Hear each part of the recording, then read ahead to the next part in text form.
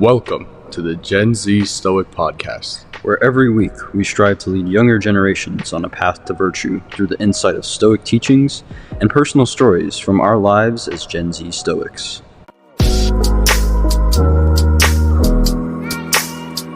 Welcome to this week's episode of the Gen Z Stoic Podcast. I'm your co-host, Ren. And I'm your co-host, Mateo. And today we will be discussing 13 things, Stoic concepts or Stoics, or Latin phrases that we deem to be overrated or underrated or appropriately rated. It's basically a Gen Z Stoic review of Stoics. This is going to be very interesting. Yes, our brief summary of these Stoics and followed by our rating. It's always good to evaluate the sources that you are reading from. And I think we should start out by saying that while we might say that some things are overrated, all of the things we're going to talk about today, every single individual and every single concept, I believe holds some value to a practicing Stoic. So us saying that something is overrated isn't by no means disparaging it to the point where you shouldn't read it. It's just maybe prioritize them less, read them after you've read other philosophers who we think are personally better, more influential. But with that being said, let's get it started off with the father of Stoicism, which is Zeno of Citium. So I'll go first here. Zeno to me is overrated, and here's why. He gets the appropriate credit for starting Stoicism. But outside of that, I think if we look at a lot of the teachings of Zeno, case in point, just last week we looked at the concept of love and how Zeno had a kind of a based or something opinion of love that was completely opposite to what a lot of other Stoic philosophers followed up with. And I think that there are more moments that we can see that. And so, we really do credit Zeno for starting the school of Stoicism, and I think he gets his flowers for that. I think anything past that he gets is why I would rate him overrated, because many of the teachings that he used and taught, other Stoic philosophers like Aurelius or Seneca, or even Epictetus, completely said the opposite, or something that just completely disparaged his teaching and made it irrelevant, really, to the school.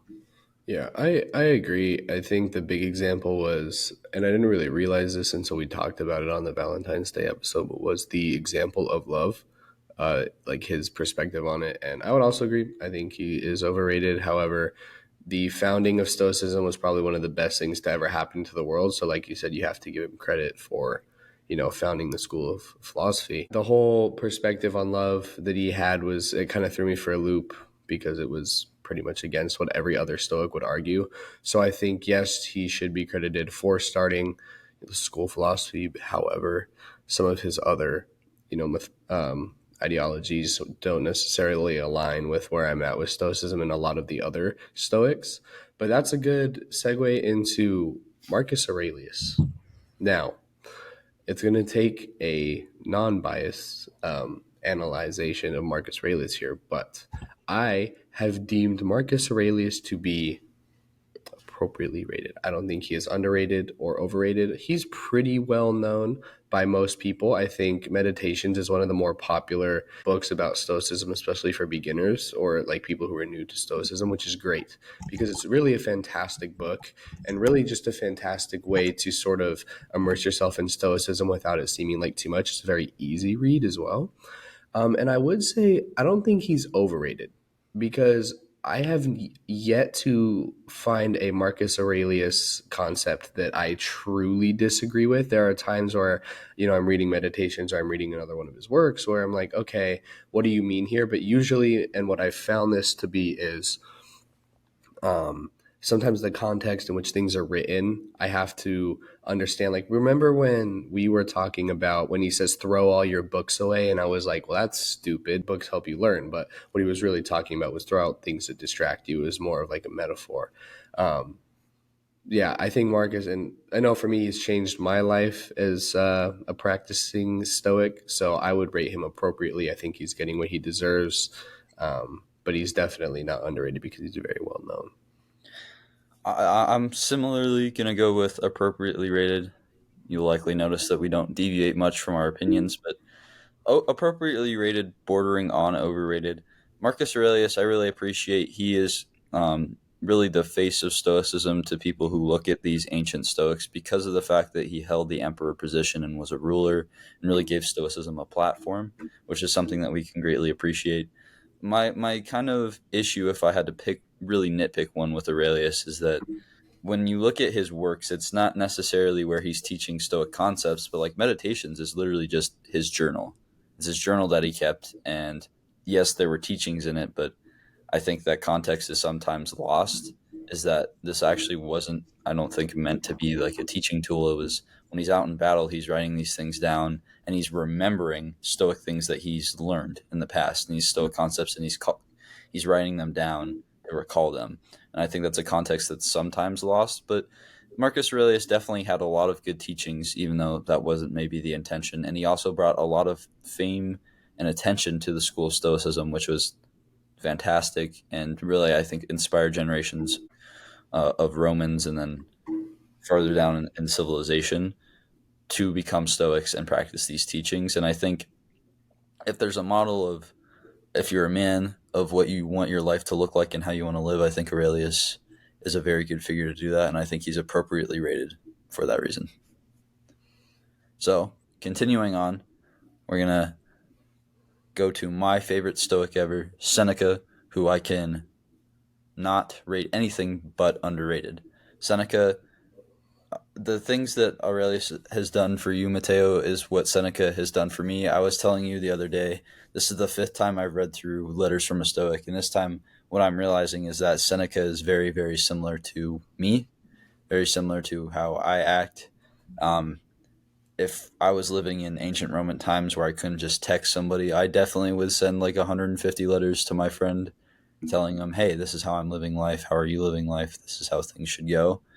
And Seneca's style of writing, I think, is so beneficial to the school of Stoicism to where it is his most influential work. I mean, really, all of his works are letters, and they're all something that can be picked up, read like one, like 4 page segment, and you gain a couple things. Like the Stoic readings, those are all, each one is a letter, and I can talk for 20 minutes on each letter. But they're 4 pages, 5 pages, 6 pages at max, and they're very short. And I think his style is something that is very appealing to our generation because our generation can't really read a book for more than 30 minutes, doesn't have a great attention span. So he's really tailor made for this generation to teach Stoicism because of how he wrote, and his writing style is so eloquent as well. So, just my brief thoughts on Seneca, but very, very underrated, and I think somebody who we maybe should put on a pedestal for trying to teach Stoicism to this generation.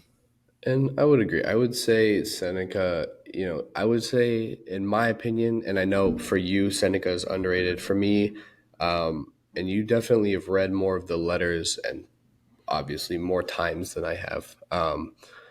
Seneca, that's the thing about Seneca is he actually, his letters are advising his friend how to be a better Stoic.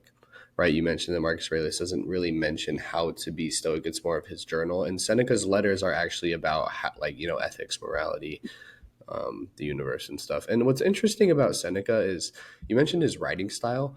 I read somewhere that Seneca was one of the more actually almost emotional writers, not in the sense that his emotions were straying away from the message, but you can tell when you're reading his letters that it's just genuine. It's very true. It's very heartfelt messages that he's very passionate about. And in my opinion, I'll probably agree with you that he is underrated because I've definitely explored more of Aurelius than I have of Seneca, and usually I see Aurelius on the face of Stoicism, right? When we see other podcasts or we read other examples, I usually see Aurelius on the face, of a thumbnail or of a cover, and Seneca kind of I feel like can fall into his shadow sometimes. And it's interesting, Seneca's story when he was, banished and stuff. He has a very amazing story. If you don't know that, I would definitely encourage you to check it out because Seneca was honestly, he is amazing, truthfully. And I would agree, he's very similar to you. And I didn't really realize that until you mentioned it. We had a talk, it's kind of dumb, but it was like I was Marcus and you were Seneca. And we were like, oh, yeah, like we're kind of relating to these guys, like blah, blah, blah. But it's cool. Um, Speaking of underrated, I think we talked about the next person to talk about is Epictetus. And I think I would say, in my opinion, Epictetus is even more underrated than Seneca because I think, in my opinion, the way my mind works, I see Aurelius, Seneca, and then Epictetus in terms of popularity. And I'm not basing he's not underrated because he's not as popular. I think he brings a lot of very valuable quotes and insight that isn't really brought, as like a first or primary source. People usually use Marcus or Seneca first. But a lot of Epictetus's quotes on what it means to be a good Stoic, he has a lot of quotes that sort of seem to repeat themselves, but I've never also with Epictetus read something where I disagreed with. And that's sort of why I appreciate him is because we actually quote Epictetus very, very, very frequently in our podcast, almost more than Marcus Aurelius and Seneca. Like he is up there for us. He is on that equal platform. So I think for us, we bring that attention to him. But I think overall, as a Stoic, he's underrated. And so it's ironic that why he's underrated is because there aren't that many works. Epictetus, Seneca wrote letters, Marcus Aurelius wrote a journal. Epictetus was not somebody who wrote anything down. He learned the school of Stoicism and he taught. And all of the kind of quotes we have from Epictetus, all the teachings are things that his students wrote down. Like for example, in Crition, which is like the most commonly well known Epictetus work, was written by a student. And so, yes, it's gathered from his teachings, but we don't know if that's 100% accurate because it wasn't Epictetus writing them down. And I think you're right in terms of that popularity ranking. It does go Aurelius, Seneca, Epictetus, and that's just simply because of like the sheer lack of volume that we have from Epictetus. But Epictetus, I agree, is underrated because Seneca was a very wealthy statesman. Marcus Aurelius was a very wealthy emperor. Epictetus was just kind of a normal dude. He started out as a slave and he made it to somebody who was able to teach philosophy, learn philosophy, which obviously means he wasn't doing too shabby for himself. But Epictetus is kind of the historical example we have of somebody who started out very, very poor and somebody who wasn't just like this vastly wealthy, successful person, but he still practiced Stoicism and he still was very grateful for life. And I think that's a valuable example for people that we kind of do overlook simply because there just isn't a volume there of teachings similar to Seneca or Marcus Aurelius. But those teachings that we do have are of equal value. And so that's why they're underrated. Maybe somebody who doesn't come up your first thought of Stoic philosopher, but Viktor Frankl. And Viktor Frankl is a personal favorite of mine. Somebody who was a Holocaust survivor and then he turned into a psychiatrist, founded logotherapy, which is still used today, and wrote one of my favorite books ever, which is A Man's Search for Meaning. One of the best books I've ever read in my life, right on par with Seneca's Letters from a Stoic, right on par with Meditations, right on par with Epictetus's works. But he's very underrated because of the fact that he is not always associated with the school of Stoicism, although we can clearly see Stoicism within his written works. And I think when looking at the atrocities of the Holocaust, he was able to recover with his family members being killed, him being sent to a concentration camp. All of the atrocities of the Holocaust happened to this man, and I think I'm trying to figure out how to word this like delicately, but he recovered from such a great atrocity that he's a great example to our generation who we have nothing similar to the Holocaust going on, especially in America, and yet we Thankfully, which complain. we're not saying we should, No, clearly, yeah, however. yeah, but there's nothing on par with that. That was one of the worst, if not the worst, human atrocities of all time, and he was able to recover. Found this school of psychotherapy that is one of the most scientifically based, effective schools of psychotherapy techniques, and do such great things with his life that I think he's an inspiring example of something that's more modern, and we can greatly use his knowledge, even still. So very underrated. And I would absolutely agree because his most famous quote, if you look it up, you look up Viktor Frankl, most famous quote is everything can be taken from a man but one thing, the last of the human freedoms, to choose one's attitude in any given set of circumstances, to choose one's own way.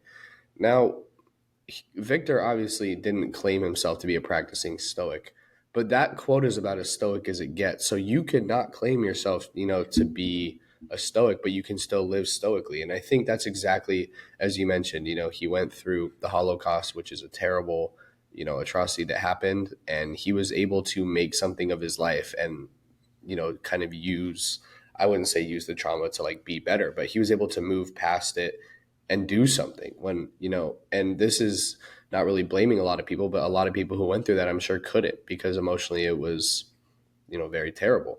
So what Viktor Frankl did is really just an example of him living out what it means to be stoic, living out that quote that he says. And that's why also I appreciate him is because he practices what he preaches, right? He can preach that, and then you can see very clearly he did that. He chose his own attitude in any set of given circumstances, most like arguably the worst circumstances a person could ever have, right?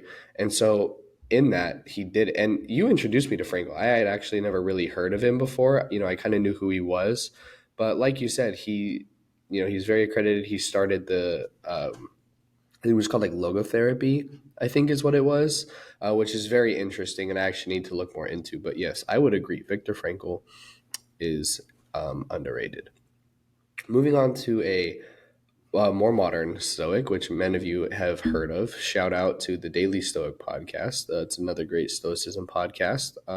Is Ryan Holiday, and Ryan Holiday, for those of you who don't know, is the host and the founder of the Daily Stoic, both the podcast and the brand itself. And I would say that he's appropriately rated, and I think we can both agree. We both agreed on this one, but he has a lot of coverage. He is very well known. Most people, when they think of Stoicism podcast, they think, Ryan Holiday, the Daily Stoic. I believe it's the most listened to podcast on Stoicism on Spotify and probably Apple Podcasts, I would imagine. This guy, he's very well versed in what he does. And I think we actually looked up his life story at one point. Didn't he drop out of school? Right? Correct me if I'm wrong, but I think he dropped out of school. And then what did he do after? Do you remember? He dropped out of school, and I think he just immediately went towards the podcast, I believe. Um, no, but I agree. Appropriately rated. I think the same way that we should give credit and give Zeno his flowers for starting the school of Stoicism, we should also give Ryan Holiday his flowers for bringing it into the 21st century. He did that in a very effective manner and introduced Stoicism to a new generation, really, and has done a very, very good job of applying teachings in a modern way. I think that the issue I have that's making me not say underrated is there are times, and people have pointed out these examples, where obviously you're not going to be 100% a perfect Stoic, but Ryan Holiday seems to not always practice what he preaches. Now, we obviously have lapses and we have weak points, and we're very upfront about that, but Ryan Holiday, it seems like, gets more into like the internet figure and the influencer type of thing with Stoicism at times, not always, in a way where it's just kind of here's these 10 tips, but maybe I don't do them. Just kind of the I'm just going to make content to make content type of mindset. And we've talked about in past episodes how I don't like that from Stoic podcasts, especially because it gives Stoicism an improper reputation. But Brian Holiday has done a good job incorporating Stoicism into the 21st century, and it's launched a wave of new podcasts like ours. And so we obviously have to give him his appropriate credit. Moving on to our final Stoic philosopher that we will be giving a rating today is one that I am not that familiar with, I'll be completely honest, but Cato the Younger, another one where not a lot written by him. He was more of a Stoic practitioner than anything. He was just described as Stoic. His autobiography, written by a different man, a historian at the time, was described as Stoic. But Cato, I think, is underrated for that reason. The same reasons I listed out for Epictetus, not a lot of volume of works that we can look to and say, Cato said this. Like, interesting. Let me go apply this to my life. And I think that is actually very cool for a Stoic. I think, you obviously have to be a teacher, but you don't have to be a writer writing down all of your thoughts. And I think Cato was a very good example, the standing up to Julius Caesar, standing up against corruption. I think he was a very solid real life example of somebody who was just living those principles to the fullest. And maybe he didn't feel the need to write them down or write a book about it or teach next generations, but that still doesn't mean we can learn. That still doesn't mean we can't learn a lot from him. And so therefore, Cato underrated. Yep. Need to And explore more. yeah, I very much agree. And I quoted Cato actually a while back in one of our very first episodes, I remember. And I don't remember what the episode was, but I was talking about he was very into practicing more than talking about it. I would say, Marcus Aurelius has a quote, waste no time arguing what a good man should be one. And I think Cato really embodies that more than anybody. And Cato essentially was a Roman senator. I think he was actually born in Italy, but then he ended up going to Rome and he was a senator. Um, he came before Marcus Aurelius. I think it was around like 95, 92 BC, I want to say. Um, Cato was known for his honesty and his immense respect and upholding of tradition. And like you said, he went up against Julius Caesar. And what I brought up a while back was, a lot of leaders, a lot of generals, they kind of separate themselves from the soldiers who just like the basic soldiers, right? The generals are kind of up on his pedestal, is very respected. The thing with Cato is when they all, went to bed, and you think like the general has his own special tent or his special place to sleep, it's more comfortable than the soldiers. The thing about Cato was that stood out is he slept on the exact same, tent or the ground, in the same tents as his soldiers. He was on an equal playing field, and that really stood out to me because what he's doing is he's not trying to be better, right? He's not saying, oh, because I'm a leader, I'm above these people. And that I think embodies exactly what a Stoic leader would look like, is someone who, yes, they speak out and they speak for the people. They can be the forefront, they can be the face, but they don't deem themselves to be better. They still see themselves as part of a community. And so Cato is very underrated, and we haven't talked about him in honestly months. It's been a very long time since we brought up that name, but for that reason, I would like to say he's underrated. And then I meant okay, so these are not technically Stoics; these are just philosophers, but they are very famous. And I'm going to start off by saying they are overrated. But the three, the infamous trio, the Trinity, Plato, Aristotle, and Socrates. I think that when people think philosophy, this is exactly who they think of, and it's very fixed view of philosophy to only think of these three people. And now I guess I could be sort of a hypocrite because we think Stoicism, we typically think of three famous people. However, Stoicism is a type of philosophy. It is not the only philosophy. And when people think of philosophy as a whole, it's typically, dumbed down to Plato, Aristotle, Socrates. Now, I have read Plato this past semester, and I will say he's definitely got some good insight.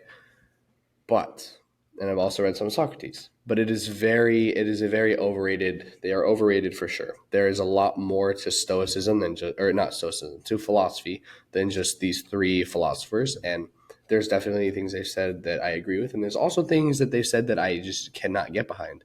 So for that reason, I am saying they are overrated because they sort of represent philosophy as a whole, which I don't necessarily agree with. Were they definitely worthy, of praise and being recognized as philosophers?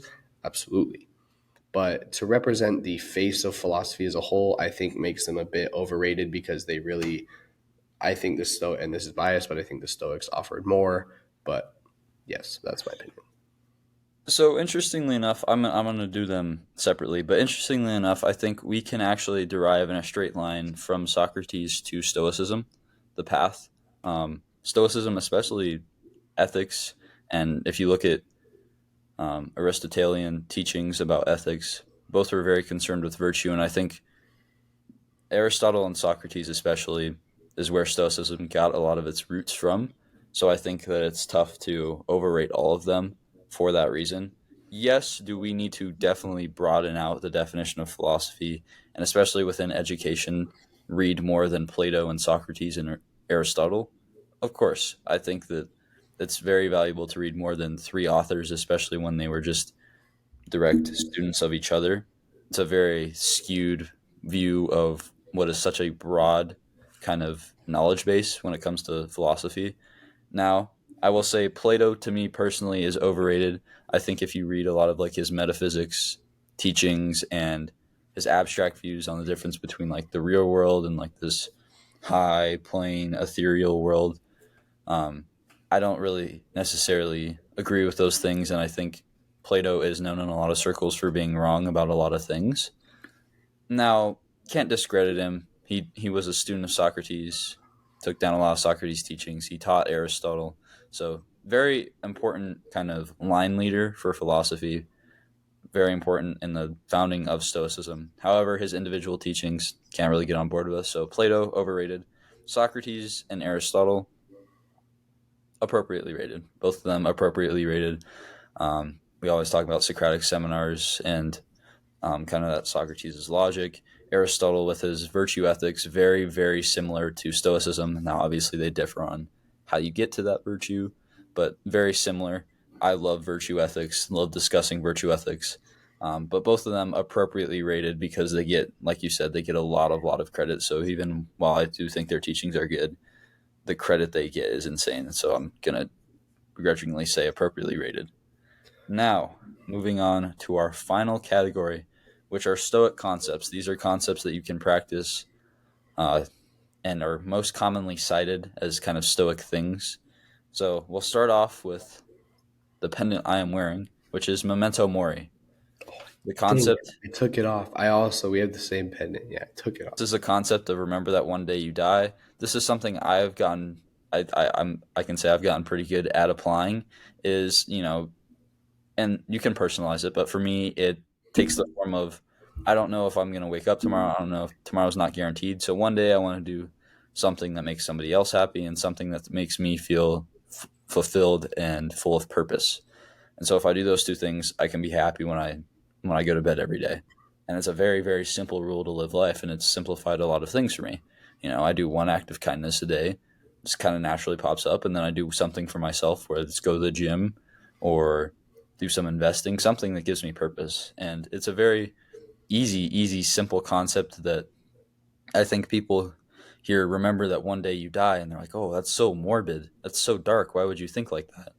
But trying and implementing that over the course of a year, it's such a great concept to live life by because every day is made better because you emphasize that I can't wait today. I can't be lazy today because how do I know it's not my last day? So something that even though yes, it's said everywhere, there's pendants for it. It's kind of that stoicism hustler culture thing. Still something that's underrated because if you apply it properly, it pays dividends for such a simple concept. Yeah, and this is something that you preached more than me, and especially in the beginning when we started bringing it up. And I would say I would rate Memento Mori as appropriately rated. I would also agree, and I think there's this brand. It's called Mentality, and they do a lot of. They preach some stoicism. It's not fully stoicism. It's more of like a motivational page, but they have a lot of shirts and stuff that's based around stoicism, amorphity, memento mori, and the Latin quotes. But I think the thing about memento mori, it's a good tool against procrastination, and that's sort of why I really appreciate it. Is because the idea of remembering that you are die that that you are die that you will die, and that you are mortal, and that your time is limited. It sort of compels you, if you're driven enough and if that hits you deep enough, to take action today. And I think that leads to a more productive and fulfilling life. So yes, I would agree that it is appropriately rated.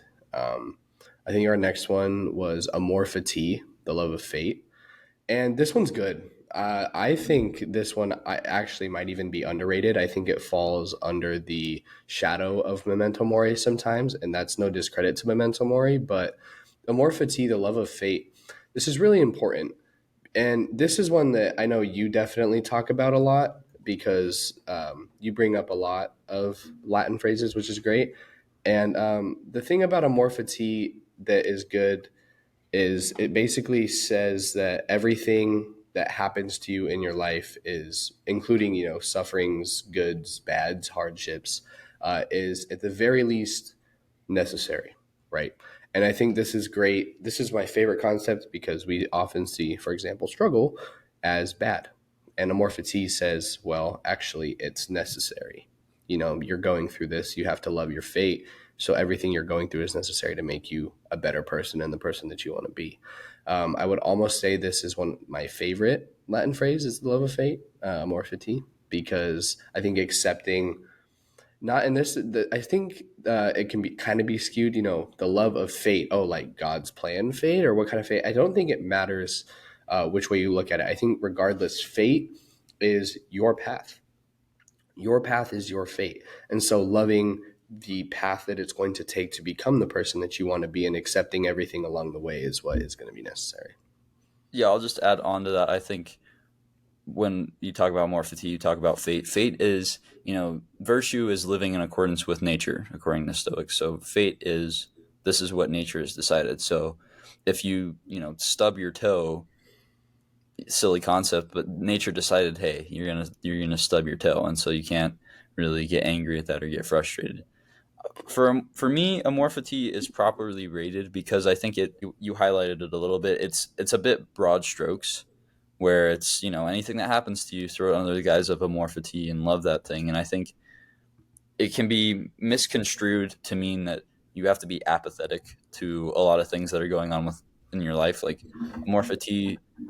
Some issue happens within your personal life, within your social circle or something. You don't step up and try to resolve the conflict between the two parties because it's just bound to happen anyway, right? Just using one example. But amorphity, I don't trust my generation to really learn these concepts well, just reading the Latin term.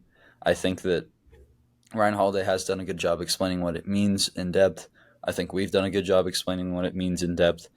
And I think it is properly rated because it can be used as a tool similar to Memento Mori to just be acceptant of everything that happens within your life. And that makes it a lot easier to go through your day to day. Obviously, if these minor inconveniences, you say, oh, well, that's just going to happen.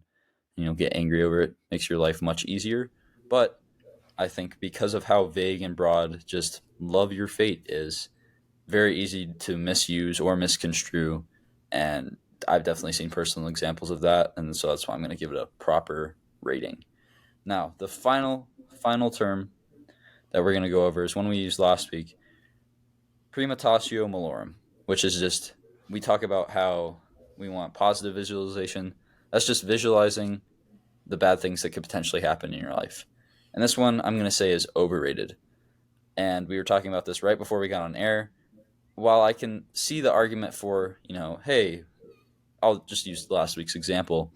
When you get into a marriage or you find a partner, imagine losing that partner so that when that actually happens, you're not devastated and you can mourn them properly, but your life doesn't stop because theirs does, or the relationship stops. But I feel if we were just to take it on face value, where it's worry about the negative things that can happen in the future by visualizing them, that's not a stoic quality. Worrying about things that are outside of your control in the future, or worrying about things that are inside of your control when they're in the future and you can kind of change the direction, is something that I don't think a stoic would necessarily practice. A stoic is practicing, I'm going to live present in the moment, practice these values in the moment, and if something happens in the future, that's okay, right? Because that's fear and that's anxiety. And so I think that's more what it brings and breathes than these negative visualizations help me cope with whatever. I think if you want to be able to cope with whatever happens to you in life, amorphity is a much better teaching. Saying, oh, if I lose my partner, that's okay because that's how the world intended it, rather than I'm going to continually visualize that I'm going to lose this partner and worry about it. So I think it's overrated. I think it's interesting because we sort of have different takes on this. I think because it says it's the exercise of imagining things that could go wrong or be taken away. So I agree with you when you say like that can be like fearing and being anxious, right? It's not really a stoic principle. However, I sort of took it in the way that it was acknowledging and admitting that things potentially could go wrong. And so you're imagining a worst case scenario and you're saying, okay, well, if this happens, like, I think it's more just acknowledging the fact that it could happen. And it says it helps us prepare for life's inevitable setbacks.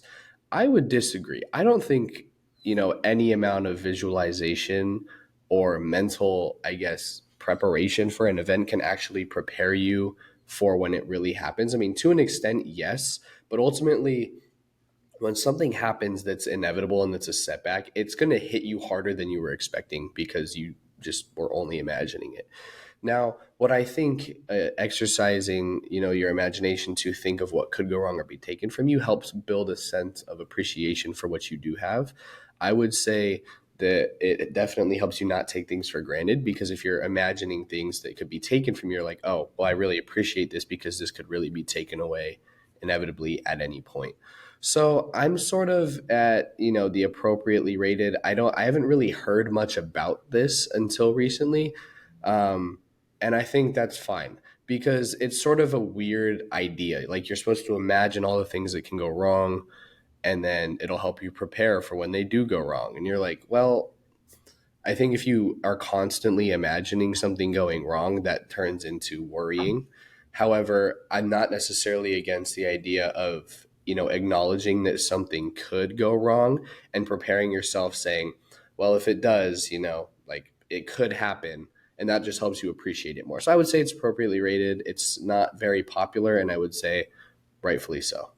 And I know you said that was the last one, but there was actually one more that I wanted to add to make it 13 for today. And it's not necessarily Stoic based, but it is the concept of Ouroboros. And if you do not know what this is, it is a circular symbol that depicts a snake or dragon devouring its own tail. The internet says it's used primarily to represent the eternal cycle of destruction and rebirth. Now, you see this in Greek mythology, Norse mythology, Hinduism, and the sort of easier definition, the way of looking at it, is what goes around comes around. Now, I'm actually not sure if the Stoics believed in karma or not. Um, but I definitely believe this, that the Stoics would say, what you put out there, you're going to get back. There's like, if you do bad deeds, you will have bad fortune. That's kind of how it works. So the idea of Ouroboros is that what goes around comes around. So like the snake's tail goes around and it eats the tail, basically saying everything happens in a cycle, and it's an eternal cycle. And I personally thought this was underrated because, and it's not Stoic, but it's just a concept as a whole. Um, just because it's sort of a cooler, more realistic representation of what karma is. And I'm not, trying to talk about karma, but I think the idea of what you put out there does come around. It's not necessarily a Stoic concept, but it is cool. Yeah, I'll answer that kind of unknown first. Is that I think Stoics kind of believed in karma, but it's not a part of the school. I think it, and that's not necessarily a clear answer, but I think karma in the belief of, oh, if I just do good things, the nature should just naturally reward me for those things, not a Stoic mindset. But believing in cause and effect, right, where if you surround yourself with positive people and you do positive things, you're more likely going to have a positive mindset and have positive outcomes. If it's logic based, then yes, it makes sense in the school of Stoicism. But if it's very dependent on nature just simply being fair or just to you, not really under the school of Stoicism. No. With that teaching out of the way. Ouroboros, something I've seen before, maybe something I'm not really familiar with. I do think, yes, it's a cool image. I'm just going to say appropriately rated because it's not something where it's necessarily like this big philosophical concept, but it's cool teaching, cool message, maybe not directly applied to Stoicism, but uh, yeah, appropriately rated. So, and one final topic we have that another Stoic concept, not necessarily a Latin term or a Greek term, but journaling. Journaling is something we talk about all the time. You journal, I journal, big part of both of our lives. Um, I think we both do different forms, but I'm going to say properly rated. And the reason for that being is that we've seen a resurgence. Many people journal, and I think its emphasis is appropriate currently. It's not too much of a focus on it, saying that you need to journal all the time instead of living. There's not too less of a focus on it, saying that journaling isn't important. I think it's properly rated, and I think that my favorite aspect of journaling is how malleable it is. We both do two very different forms of journaling. Same thing with like meditation. Um, and you can have different focuses, different types, different mindsets going in. Journaling is such a personalizable tool that I think is very helpful to if you're trying to become a Stoic or simply live a better life. Chronicling your ideas and actions and what you want to correct and improve on and what you thought were your strengths as a very, very good way to do that. And always a good way to maintain self awareness. So, journaling is going to be properly rated for my final rating of this episode. Yeah, I think the when people talk about journaling and the people who do journal discuss the benefits, I would say yeah, it is appropriately rated. However, I think overall journaling is underappreciated because I think it's hard unless you've been consistently journaling for a while to understand what the benefits of it are. I think people expect, oh, I journaled twice and now I'm like mentally clear. It's not really how it works. It's sort of the process of, consistent reflection that makes you feel better over time. So the thing about journaling that's so amazing is you can have, all these ideas and they feel kind of, jumbled up in your brain. You have a lot of things going on. And as soon as you journal, even on the first day, you just feel better because you put your ideas out somewhere on paper that wasn't your mind, that wasn't up in your mind. So I would say I think journaling is kind of underrated because I don't think enough people do it, but I think, as it's talked about, it's appropriately rated because people can acknowledge that, oh yeah, like the people who do journal are saying yes, it's, it's amazing, and absolutely I think that's appropriately rated. But I think more people could definitely be journaling, and it's going to look different for everybody. Like you said, you and I journal differently, but we're both getting the same benefits just because it's a personalized tool for mental reflection and building mental fortitude. So I think with that, I don't have anything else to add. Do you have anything else to add? No, I think it's a good episode. And if you'd like to do more of these types of rating, overrated, underrated, kind of gimmicky, but very fun for us to do, very fun to take a look and say, well, we've read these authors, we've practiced these concepts. How do we feel about them? Knowing, having our knowledge and personal applications of most of these concepts and reading of most of these people. So, if you'd like to see more of this content, let us know and let us know what you would like to see rated next. With that being said, this has been this week's episode of the Gen Z Stoic Podcast. Thank you for listening as always, and we will see you next week.